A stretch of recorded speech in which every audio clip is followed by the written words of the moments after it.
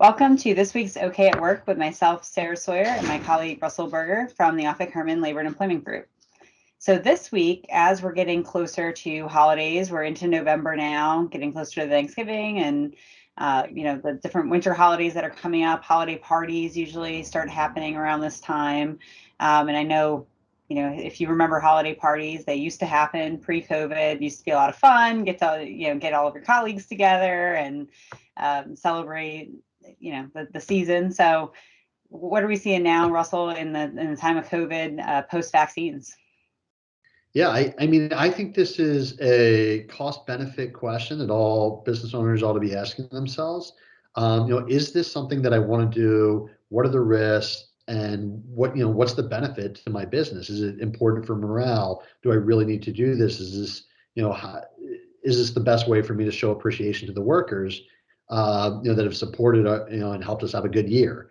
Because in general, really what you're doing, like anything else, this is no different than um, any other indoor event during the time of COVID, where you're putting a bunch of people in the same room, and which means you have the risk of people getting sick, people having to quarantine, and like we've talked about on here plenty of times, how that impacts your liability exposure as the business owner, how that impacts your operational risk and your reputational risk.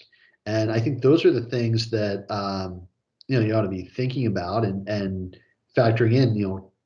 Is my workforce vaccinated?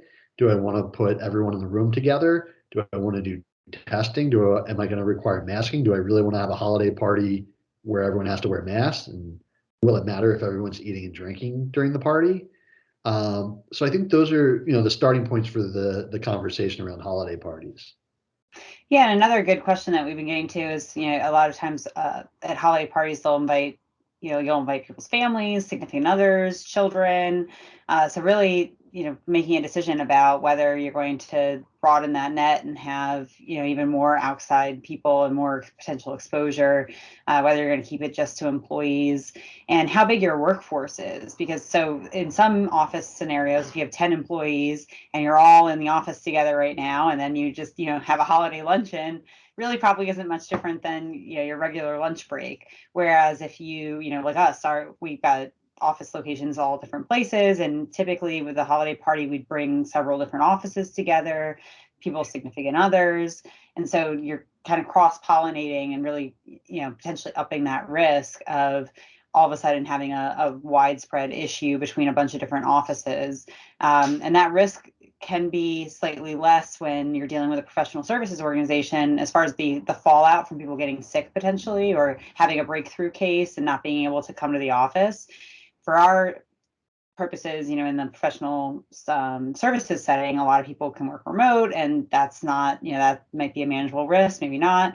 But then some offices who have in-person workers, if you're bringing a bunch of different people together that aren't normally together, and then they need to be in person to work, that's also part of the calculus as well, I would say. Right. And like we've been saying, if you know how vaccinated your workforce is, that might change your assessment of this. If you have a highly vaccinated population, putting people together in one room, maybe not that big of an issue. A decent chunk of your population's unvaccinated, well, that's a higher risk. And then if you're bringing in people who aren't employees and you don't really know whether they're vaccinated or not, are you going to have a vaccine mandate for your holiday party? Are you going to require testing for your holiday party? These are things that make it feel like not so much of a party at that point. So, these are all the questions that I think business owners ought to be asking. And then, kind of the counterbalance that, if you really want to show appreciation and whatever it is you think you're getting from having the holiday party, is there a safer way to do it where you hedge on the risk and you get a similar type of benefit? So I think, now's the time to ask these questions. Obviously, you don't want to wait until, a week before in December to think this through. So really, it's just, a good thing to start planning for now. Yeah, I think you make some good points around just the practical aspect of it as well, as far as, what are employees going to feel is a benefit or a good holiday celebration versus what are they going to be uncomfortable with. So there's also just some practical things around that as well, allowing for a virtual option. People have a lot of small kids at home, or maybe they have at-risk family members and they're trying to be careful around the holidays. I know that's something we discussed in one of these episodes, maybe last holiday season, is around the holidays, people are starting to see their family members, their older family members, different people. And even with vaccines, some of those populations are still at higher risk. So, I think that's something to consider as well, is also thinking about those virtual options still and what makes sense for employee morale, and having a good time and making it feel like a celebration, not something that people have to stress about. So I think all Right. good things keep in mind. So Right. Those outdoor holiday parties, at least in Maryland, probably aren't going to cut it. Might be a little cold. Well, thanks, Russell, and we'll see you next time. Thanks, Sarah.